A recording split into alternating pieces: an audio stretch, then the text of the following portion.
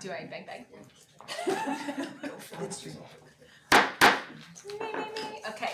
Hi everyone. Super excited to start our first meeting with the whole new board.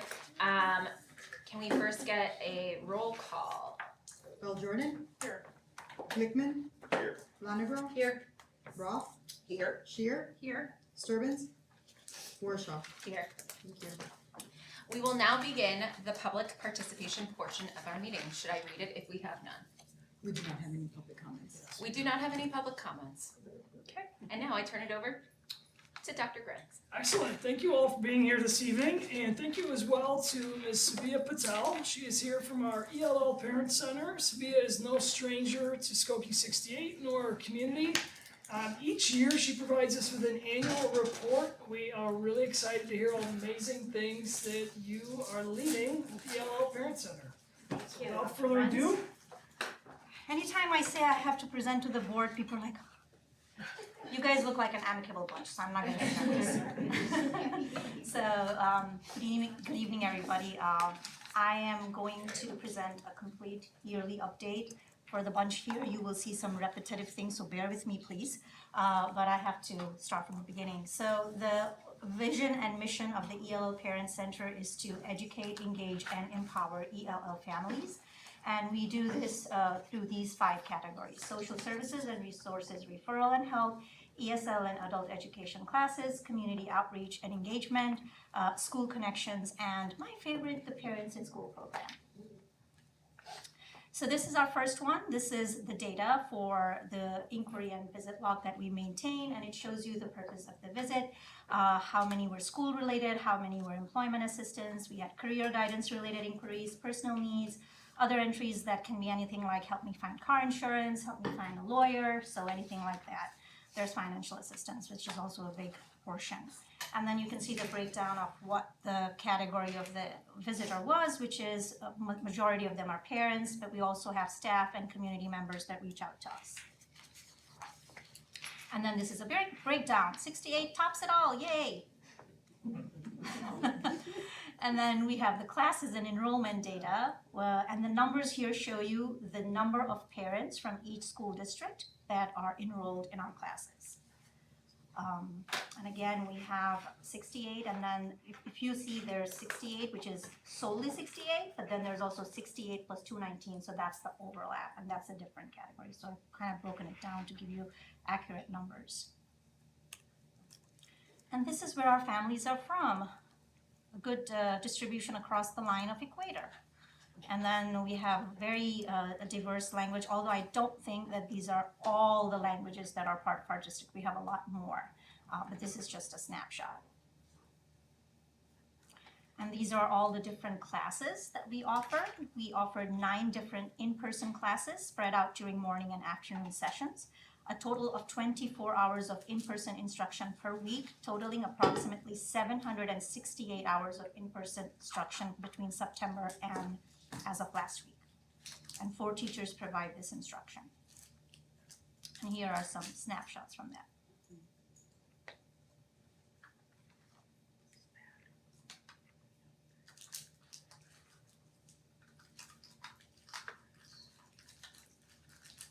The ELL Parent Center is listed in the National Literacy Directory, which means that anyone, anywhere in the United States can actually find us if they're looking for ESL classes. But of course, our priority is for partner school districts. CASAS, which is the adult testing system, reached out to us. We implement CASAS for our classes, and they reached out to us to do some field testing for their new tests, and we participated. 48 of our students participated in their field testing, and they awarded them with Target gift cards, totaling about $1,570, which was, I think, pretty good. The ELL Center is also a Grow with Google partner, which means that we can provide free access to Google Career Certificates for all our families. And this is a snapshot of that independent learning taking place, which shows you that 33 learners are making progress as of this time. 489 total hours of independent learning have taken place as of from between September and now. And some of the skills that people are learning are shown here. Community events and outreach, we did 4 major events this year with these community partners. The first one was a CDL training session by Oakton, and 68 was 100% of the attendees of that session. And these are snapshots of that event. We did another one for public benefits info as well as applications with the Middle Eastern Immigrant and Refugee Alliance, and this is a breakdown of that. We had all school districts and some community members participate in that. And the categories of help that were needed were cash benefits, citizenship, SNAP, medical benefits, and the languages represented by the attendees were all of the ones that are on this chart. And these are pictures from that event. The third one that we did was by a community organization called MORE, and they're just that, MORE. Means more services. I'm not sure why they call it that, but this one was specifically for the LAHEAP applications, and this is a breakdown on the chart that you see is for the different schools that participated. And these are pictures from that event. We did a women's wellness workshop, which was really well attended, and it was in collaboration with MIRA and AAFS, Arab American Family Services. And this is a breakdown of the attendees for that event for all the districts. And these are pictures from that event. We are very well engaged with all the different schools at their open houses or curriculum nights. These are pictures from the Stenson open house, Devonshire, Highland, Stenson family night,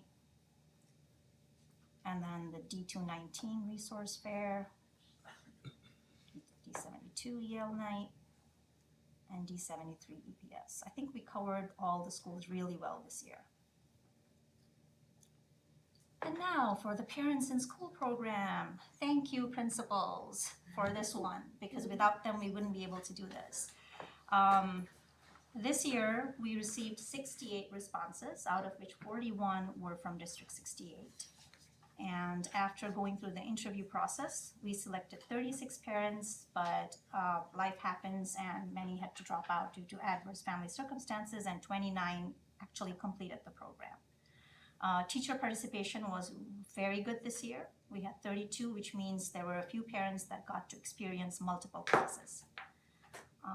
The total number of languages that were represented in this group was 20 different languages in a small group of 29. So you can see a breakdown right there. And then total number of students impacted, 650 approximately counted as per class. And this is a breakdown of what exactly the program entailed. 1,273 hours of classroom volunteering, 461 workshop hours, 162 number of orientation hours, and then 570. This is actually a little bit less than what was actually done towards the end.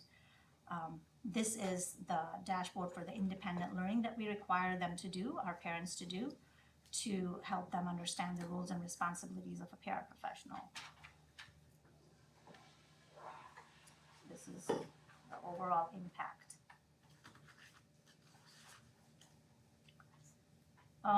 Some objectives achieved in addition to the hours of in-person classroom, workshop, and online courses. They are expected to conduct a whole group lesson, submit written reflections, obtain a paraprofessional or sub-license so that they can be job ready and the districts can hire them if there is a position available. These are the highlights for District 68. I already mentioned 41 received, and 68 is, of course, more than half of the total program participation.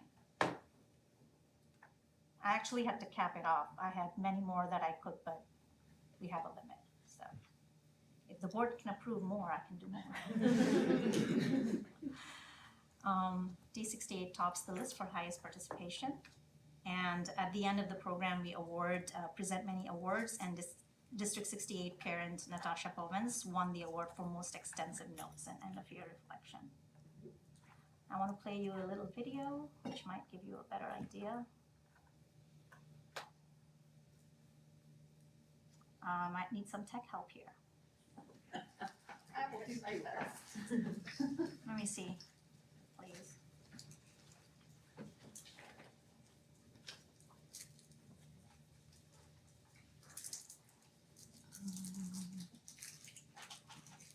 Over the volume a little bit.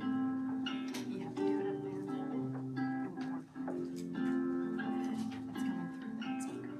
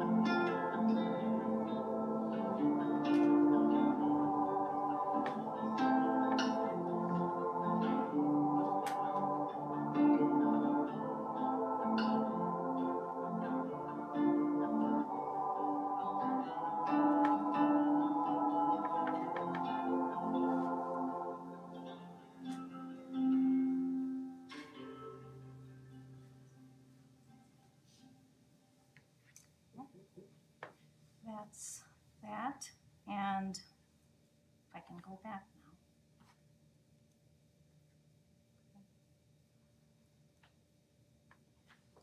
Where's my PowerPoint? Just want to show you the District 68 group. Okay, there you go. And this is the District 68 team. So we're very proud of the District 68 team, and I want to give a shout out to Dr. Grenz. When I told them they would be seeing my boss at the event, they were all a little bit intimidated. So you can see in the first picture, they're very seriously listening to him. But he did a very great job, because I don't remember what he said. But that's what he I was shocked at what you had them doing. I honestly don't, but I mean, I was busy trying to capture the moment. So Sevilla has the parents and schools deliver this incredibly nerve-wracking speech that they execute so perfectly, and I just couldn't believe that they did it. That's just a look of shock that expectation was that high. That's what that is right there. I'm not sure if they're laughing at you, but you said something that made them very happy. So they left very relaxed. So that's all I was trying to say. Praying on their behalf. Yeah, for the future. There you go. I guess that's it from me. Thank you, everybody. On that note, and that ridiculous photo, It's a very good photo. the program really is like that amazing to see and be a part of, and for me to just walk in, you know, as a new member to the team here, I was really impressed and just immediately felt how special it was to see it. And I think one of the neatest things was when our staff brought in letters that some of the staff had written, but also letters that some of the students had also written to the parents in the schools. And it was really remarkable and authentic, and a lot of them ended with, you know, when are you coming back? Which was great. That's exactly what we want to see. So thank you so much for your partnership and support of the district. Many staff, team members here leverage Sophia and her skill set, which is very diverse and far-reaching. So we really appreciate having you. So thank you. Thank you all of you, staff. Yeah, of course. Sabia, I just have one question. Sure. Clearly D68 is out proportioning whatever the rest of the area. What do you attribute that to? They are the biggest number of, well, the population is, the demographic itself is really large. So it's in proportion to the needs. It is It is in proportion to Okay. the needs, yes. The only other, in comparison, the only other district would be D219. But then when you think about the needs, there's an overlap between D68 and D219. So, but we're trying to get D219 to spread more awareness. And the other thing is because we are inside the D68 facility, and a lot of these parents it's very easy for them to walk in. So that's another factor. Awesome, thank you. Great. I'm gonna keep moving. All right. I've got a few items tonight in the superintendent's report, so thank you again, Sabia. Teacher Appreciation Week was celebrated in the district this week. We traditionally celebrate it a week later than the rest of the nation that honors it due to our outdoor education. We had a series of really wonderful events across the schools, a lot of positivity, tons of smiles. We had real great examples of a strong culture within each one of our schools that took place. We try to honor not just our teachers, obviously educators in general, everyone from related service providers to staff who do everything that they can day in, day out. We had excellent support from the community as well, the PTAs, as well as the district. We try to do as much as we can in the district, and we almost have so much good stuff going on, it can be difficult to coordinate and choose a day on which one is going to be dedicated, and we wish we could spread that out throughout the rest of the year.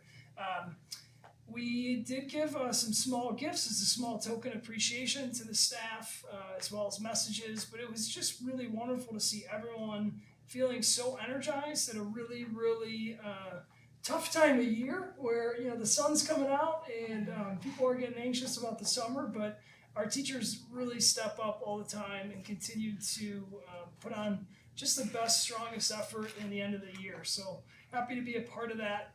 Open it up to anyone who wants to share anything. I know the board was also out and about in the schools giving their thanks as well. It was great to see, so thank you so much.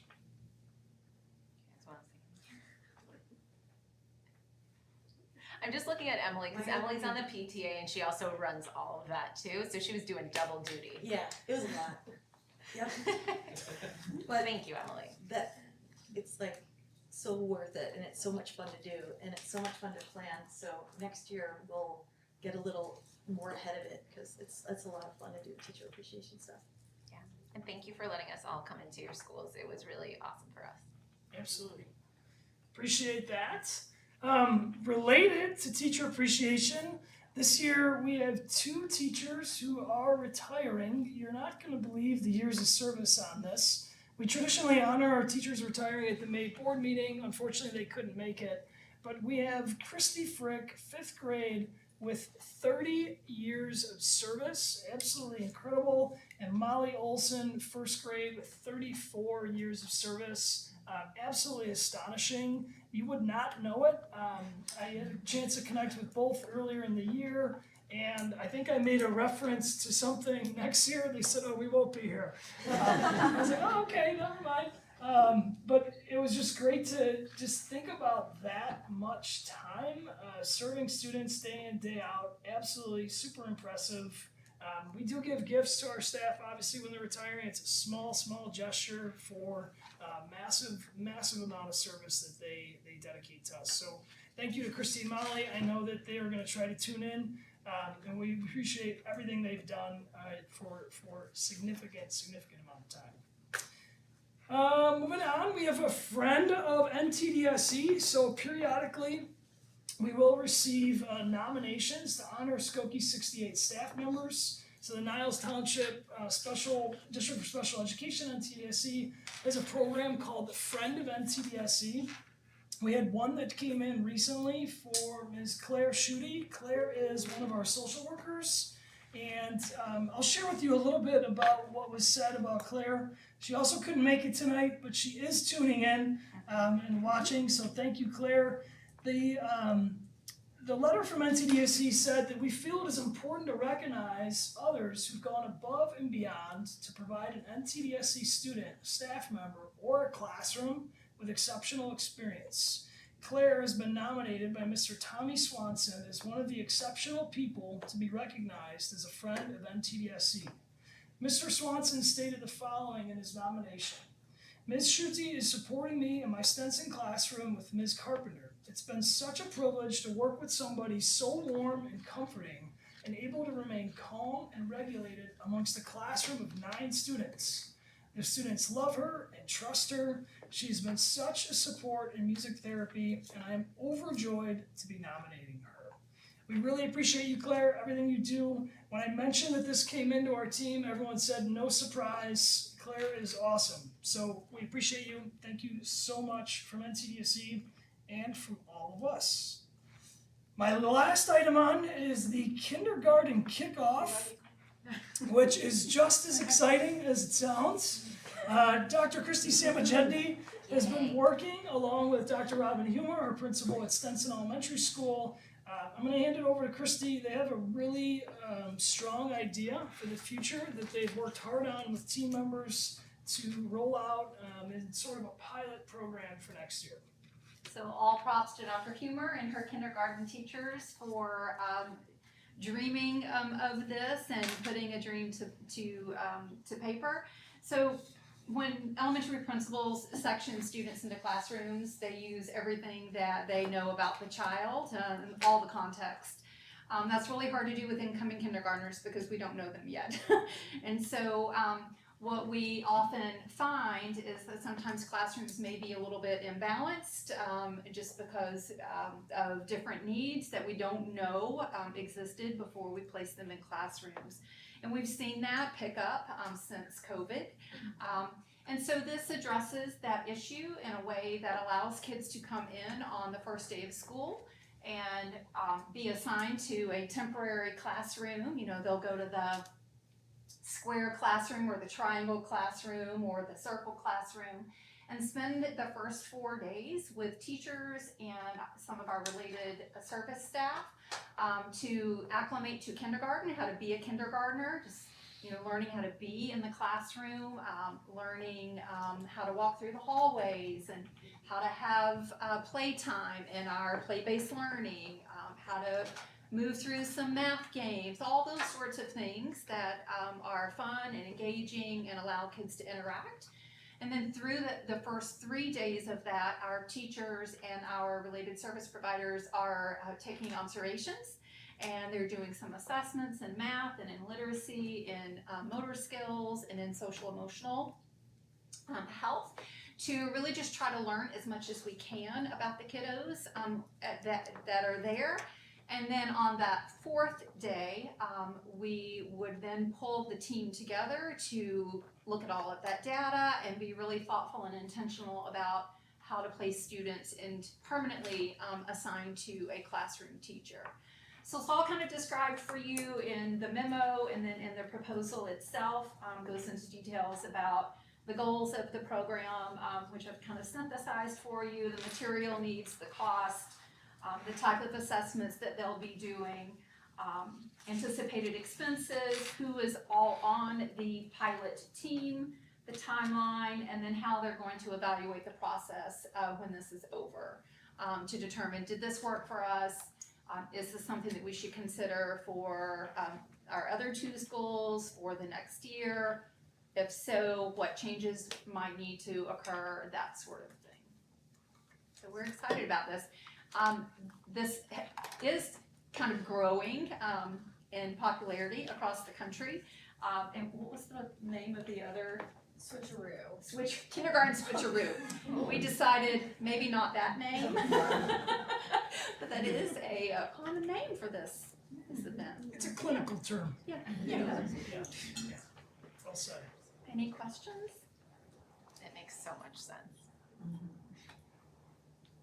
Yeah, so obviously, based on the results, how well it goes, we will be considering using it across the district, but we are starting at Stenson, so see how it goes. All right. Can I ask a quick question? Yeah.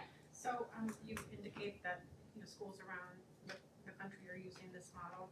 Are there any, examples that you'd like to share, not necessarily particular, school districts, but how they've incorporated it and what the outcomes have been?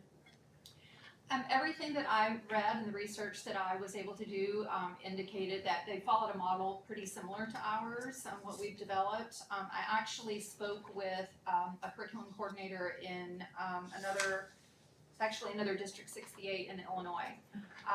And they started this model last year. Some nuances with the way they are kind of organizing it, but they've completed it twice now, and they have indicated that their classes are more balanced.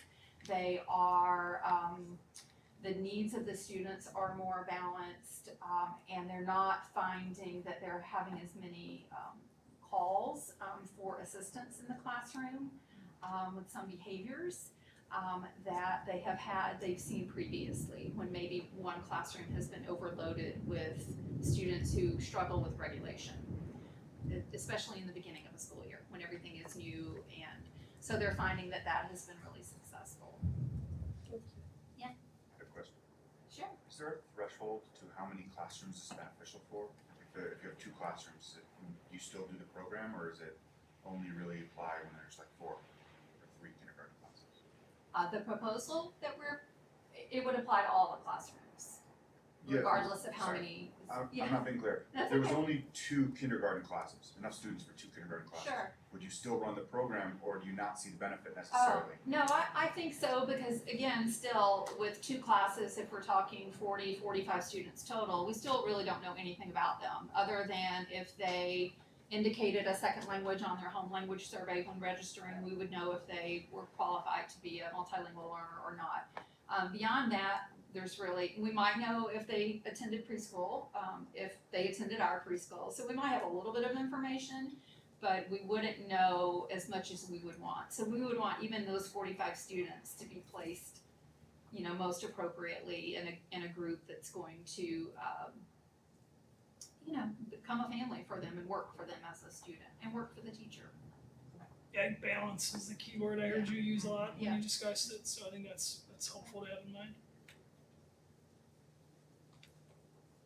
Sounds good. Sounds All right. The last thing, just real quick review of some dates that are coming up. We have Memorial Day on May 26th. There is no school.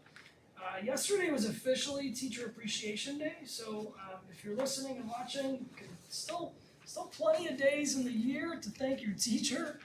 May 29th, 7 p.m., 8th grade graduation at Niles West. June 4th is the last day of school. On June 19th, the district is closed. June 26th is our next board meeting. I do want to clarify for the board, our IASB session is on August 28th. I accidentally at one point said May 28th. I apologize for that. But just to clarify, we're August 28th, not May 28th. That is all I have for the superintendent's report. All right. So did you say the board meeting was June 6th or June 5th? June 26th. June 26th. Okay, okay, because of Juneteenth, right, Yep, okay. and then August 28th is the board meeting for our IASB annual session. Which There's is still after the our board meeting the first. 21st. Yes. Correct, yes, sorry. Yep, thank you. Yeah. You're right on that. That's one where you think you're in. I'm gonna be out of town for that one, but I'm wondering for MTDSC, we won't have a representative on the 28th. Oh, okay, yeah, So okay, good I'll let catch. them know when I go next. Okay, There's still an IASB training, I think, on the 28th, is it? not on That's this it, one, That's what you're the switching. correct. Yeah. I have it in both dates in my calendar. Okay, Yeah. That's Yep. completely- Yeah, apologies for that. Yeah, so just August 28th. Alright. Sounds good. The next item of business is the reading and acceptance of minutes. May I have a motion? I move to approve the minutes got it. from April 17th, 2025, Board of Education regular meeting, and April 23rd, 2025, Board of Education organizations meeting. Second. Glickman, Aye. Lonegro, Yes. Roth, Yes. Shear, Yep. Warshaw, Yes. Bill Jordan, Yes.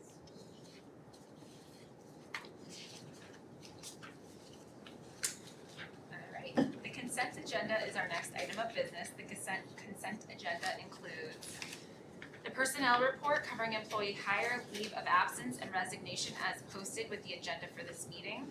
Financial reports, which includes fund balances for April 2025 and the statement of position report.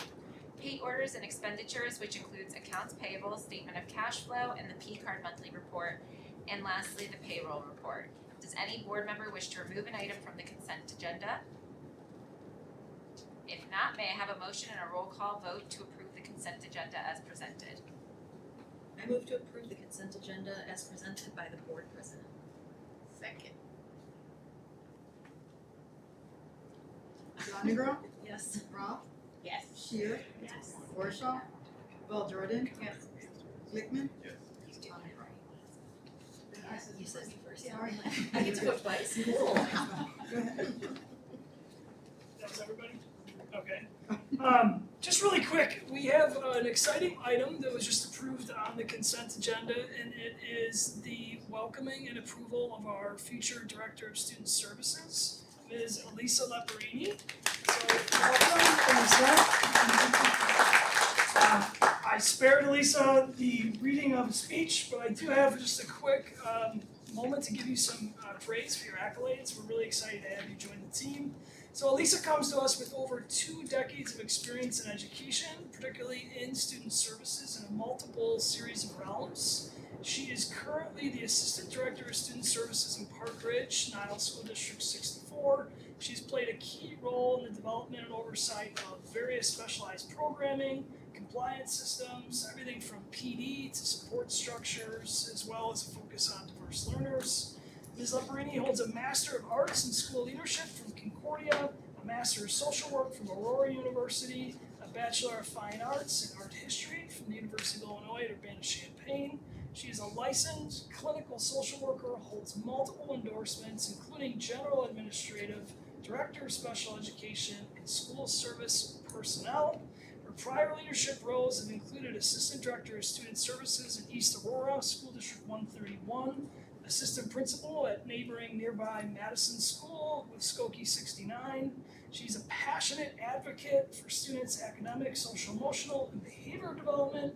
She clearly brings a ton of expertise in multiple areas, including things like trauma-informed practices, crisis prevention, and inclusive education. Lisa, we are super excited to be working with you and really want to welcome you on a very rainy evening to come out to this board meeting. But we're excited to have you join the team officially come July 1. So welcome again, appreciate you being here. So much, thank you. We're excited.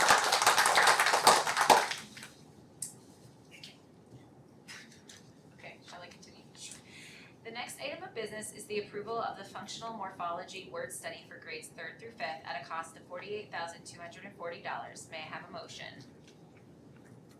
I move to approve the functional morphology word study for grades 3rd through 5th at a cost of $48,240.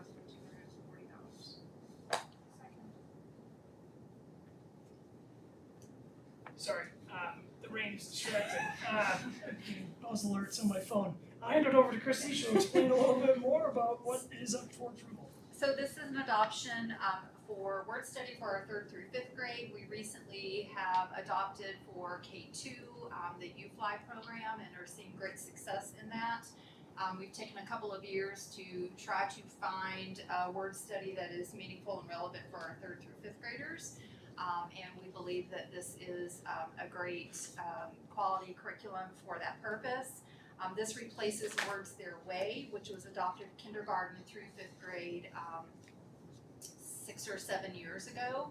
And Words Their Way, we have found, has not been quite as effective as we would have hoped it to be. This allows all of our students to have access to grade level morphology curriculum, and we are still able to differentiate in other ways for students who might be at different levels. But we're excited about this. Our literacy specialists have been really key in identifying a quality program.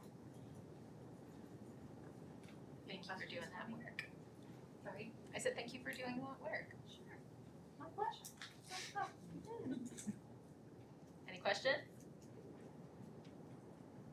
Okay, this is a newbie question. When there is new curriculum, does the board have any opportunity to see it before it is implemented? I love Words Their Way. It worked well for me when I used it. It's a great question. So we have an upcoming presentation at the June 26th meeting that is new for this time of year. So we traditionally reported data just in the beginning of the year, and this year we broke it up into a beginning and then an end of the year. So we've talked a little bit in the last few weeks about using it as an opportunity to share a bit more about just the curriculum as a whole within the district, sharing just with new board members sort of like the process we go through, review cycle, how we have team members involved. Moving forward, there's absolutely an opportunity for resources to be reviewed, looked at, shared, discussed, questioned. We can definitely incorporate that. And at the June meeting, we can look at where and how that might make the most sense in that sort of sequence as well as the overall cycle. So absolutely, not a problem. Okay, look forward to it. Yeah, good question. All right, I'm gonna move on then. Nope, okay. Nope, you're gonna vote people, yeah. Roth, Yes. Shear. Yes. Warshaw, Yes. Jordan. Yes. Glickman, Yes. Lonegro. Yes. Okay, now I shall move. The next item of business is the renewal of the iReady for 2025-2026 school year in the amount of $90,307. May I have a motion? Move to approve renewal of iReady for 25-26 school year, the amount of $90,307. Someone needs a second. Second. So this is the renewal. This will be our 3rd year in iReady. And just as a reminder for our new board members, this is our diagnostic assessment for reading and for math, but we also use their personalized learning paths as part of the program. And this is fully funded using Title I funds. Fully funded. Fully funded. Okay, thank you. That was gonna be my question, is what's the year-over-year change? But, never mind. I'm sorry. I was gonna ask, what's the year-over-year increase, but if it's fully funded, It's does it really it's a matter? little bit, every year they like to raise their prices a little bit. It wasn't significant from last year. It also depends on our student population, so if that changes, then it does change, but it is fully funded. How does it work when you add in students throughout the year? It works because they give us a range. They look at enrollment per school and then they see where that fits into their little scale. So then again, to what Shira asked earlier, we're gonna present the iReady growth data that we'll have at the June 26th meeting, because we'll then have fall and spring results, and we'll have also longitudinal data. Now that we've done it, it'll be the second year currently. Versus in the fall, we were just gonna show the sort of baseline benchmark data, so it'll be really helpful, I think, to see where we have opportunities to celebrate and then also opportunities to improve. So looking forward to that. I have one more question, sorry, one more question. Monetarily, the iReady is much more expensive. Yes. Is it just like the amount of, It's because of the personalized learning path and also because of the teacher toolbox, which is something that we didn't have the personalized learning, nor did we have a teacher toolbox equivalent when we were using NWEA. So those both are the more costly piece of it. We are actually going to assess the need for the teacher toolbox after next year to determine if we really need to keep that. Or if that's a piece that we can let go of.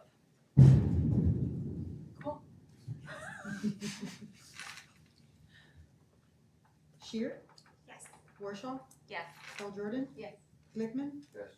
Lonniger, Yes. Rolfe. Yes. Wanna add anything? Yeah. Okay. Thank you. The next item of business is the approval of the 2025-2026 required annual student fees as follows. Book and material fees at $120 and technology fee at $15.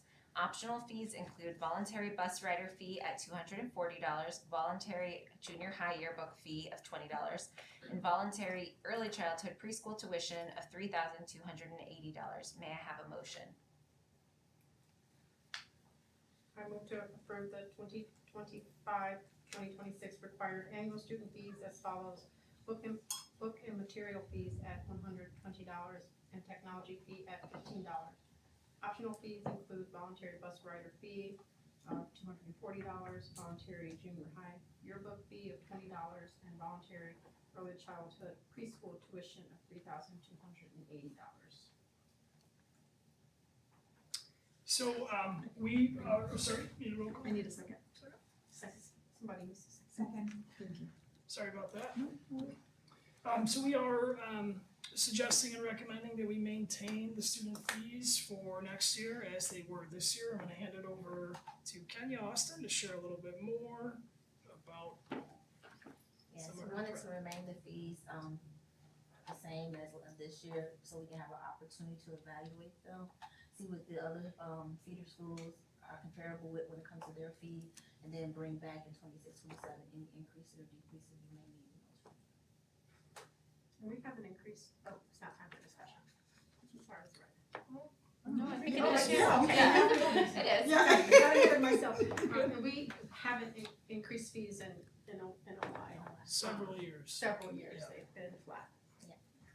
Are those pass-through fees, or like how close do those fees come to what they're actually using or getting, or not even close? It's a good question. I mean, you mean like from the student, does it go right back to that student? Is that kind of what you mean? Well, let's say we're spending $120 on the materials, are we just charging them for that, or are we spending more and then we're just Oh, yeah. covering a certain percentage? How close are we to that number? Got it. Good question.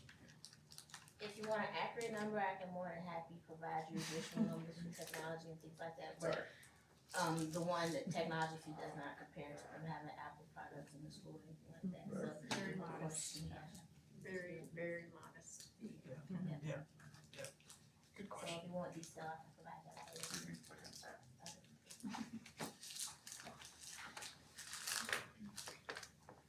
Anything else?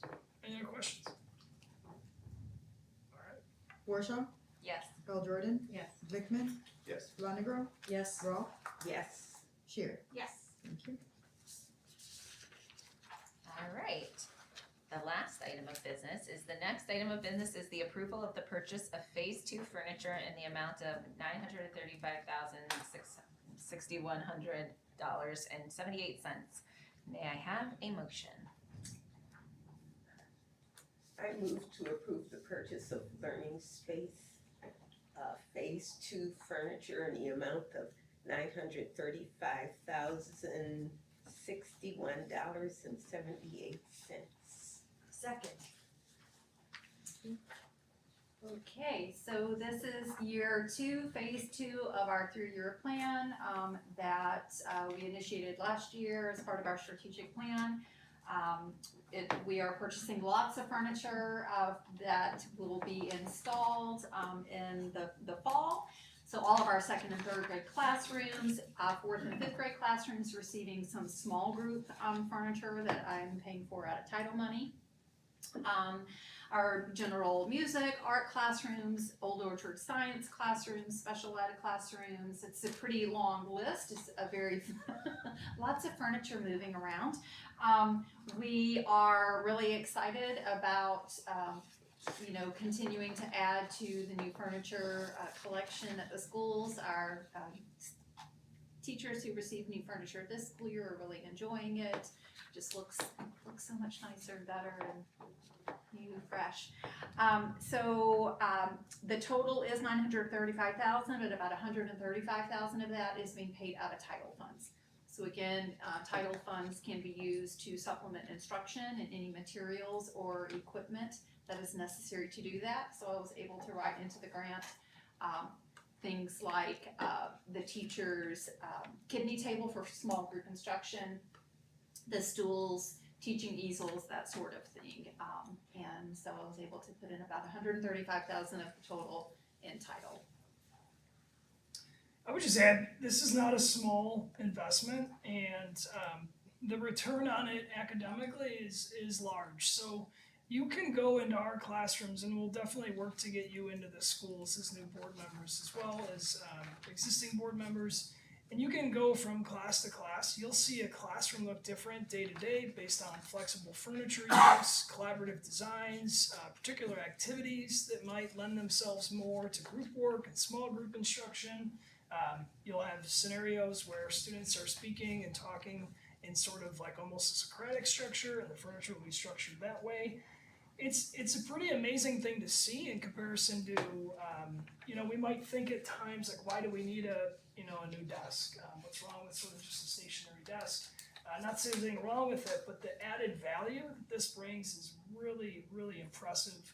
We've actually had new hires who will comment both during the interview process and how impressed they found classroom spaces, but also on the onboarding process, shocked that they didn't have to bring significant amounts of their own supplies into the school, because that's what they were used to potentially in a prior place of employment, which is great.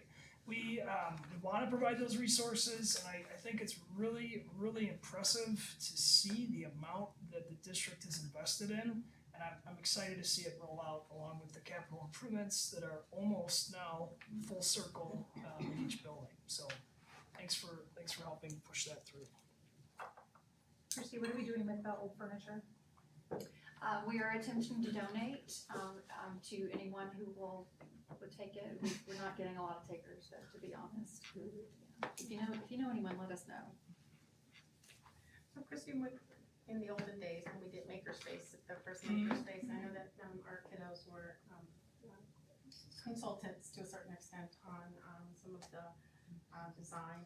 Was there a student component to any of the decisions on the configurations and or the furniture? There was, in year one, in phase one. We did not go back to students for phase two, but we used Continuation feedback of that from, input?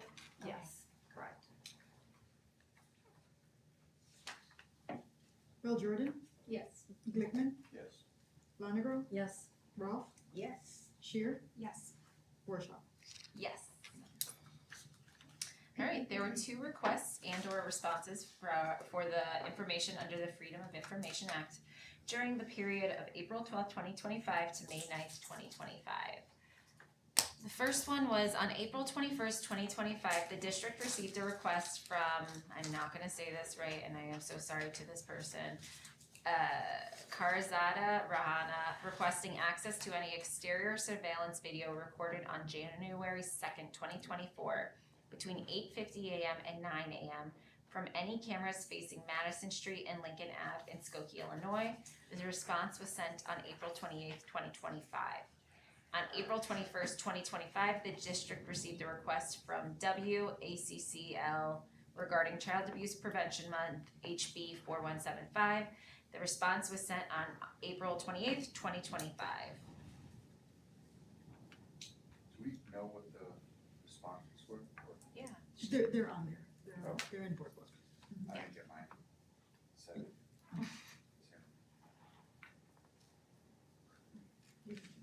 Oh, we don't need a vote or anything? Okay. No, no, no. All right. The next item of business is entering into the closed session of the board. May I have a motion? I move to enter into closed session for the following items, the purpose of lease of real property for the use of the public body, including meetings held for the purpose of discussing whether a particular parcel should be acquired by one LCS 120-2C5. Come on, guys. The second of a price for sale or lease of property owned by the public body, 5 ILCS 120-2 parentheses C parentheses 6. All right, please hold. I need it. You need us to vote, yeah, okay. Second. Bell Jordan, Yes. Glickman, yes. Lonegro, Yes. Rolfe, Yes. Shear, Yes. Worshaw. Yes. Thank you. All right, to the board, please.